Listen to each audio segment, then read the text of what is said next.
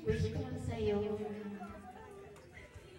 gumanda yung buhay mo hanggang araw. At sana pagpatuloy mo.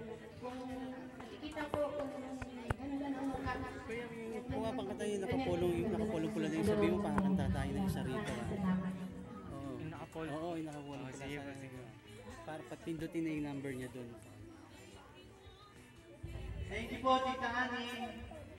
Maraming salamat. Asa na po si si Ate Sara Alhamba. Mikit ka doon ng number, kakasakot. Ate Sara, nasaan na po si Ate?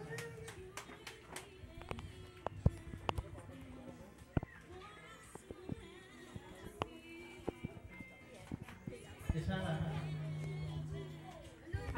Jack, happy birthday.